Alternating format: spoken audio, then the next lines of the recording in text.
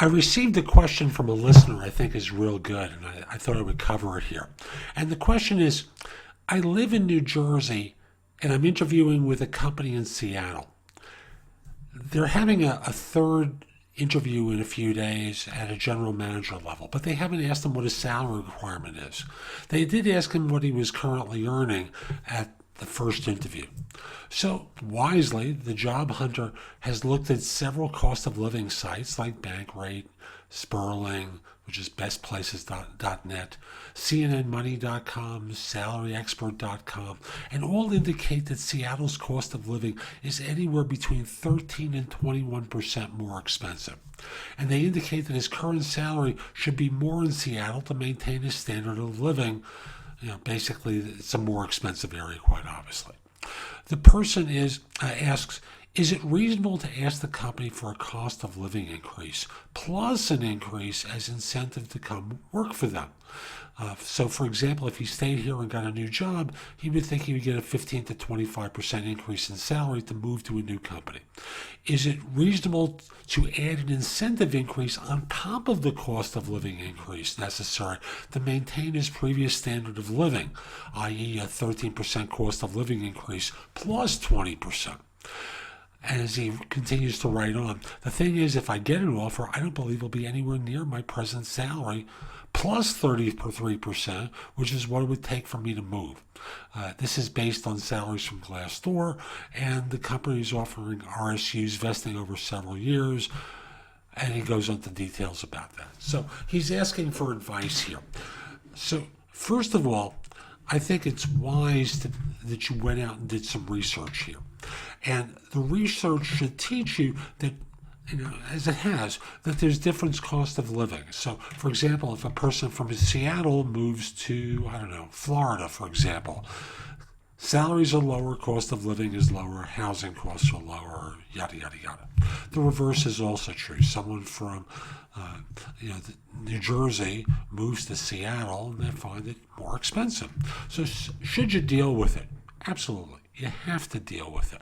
And certainly before you fly out there to meet with them, it's wise of you to consider how to present this. So for the purposes of this next interview with the general manager, unless you know this is the final interview, and I'm going to come back to if it's the final interview, if this is a third interview, like you say, but not the final, you're still in selling mode. You want them to fall in love because, after all, no love, no money, no job, right? So keep selling if it's a standard third interview. Now, if it's the final one, then it's a different scenario.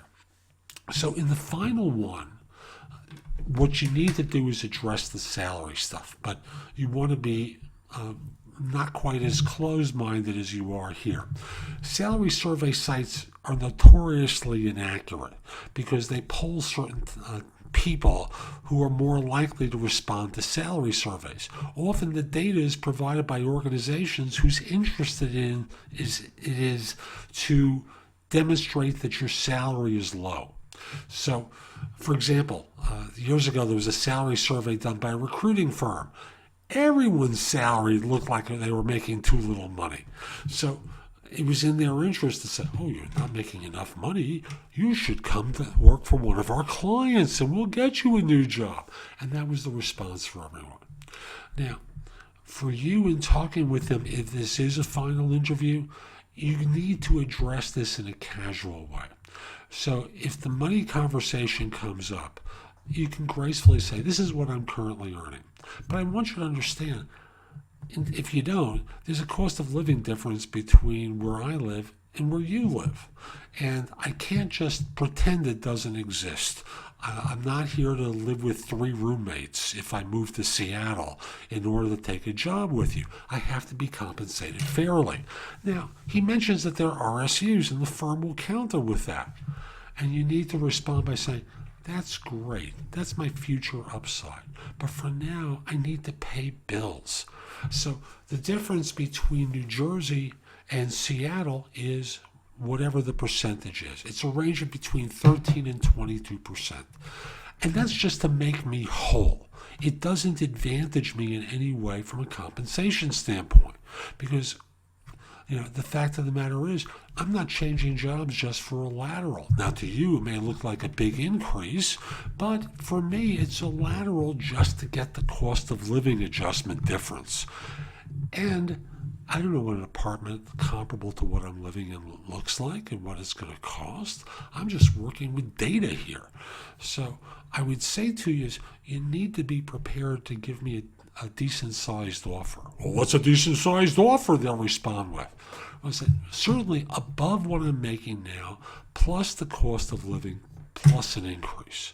And since you've already quoted the cost of living increase, they have a sense of what that's going to be. Now, they'll probably work on the basis of the 13% because you've said it can be 13 to 21%. Okay, make it 18 to 21% in your conversations with them. And, in doing so, you're giving them a sense of what they're going to need to do. Now, is it likely the deal is going to blow up? With some firms it will, and with some firms it won't. But let's not be foolish here. If it's going to blow up, it's going to blow up, even if you wait till the last minute. So if you're still interviewing, if this is the third of fifth, the third of fourth, probably this conversation shouldn't occur.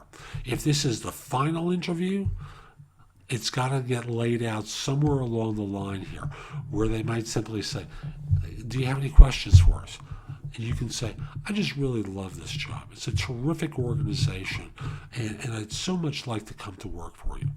But at the same time, I have to look at the compensation as well. And I've been doing my homework, and I'm finding that the salary differential between New Jersey, where I live, and where you are is like 18 to 21%.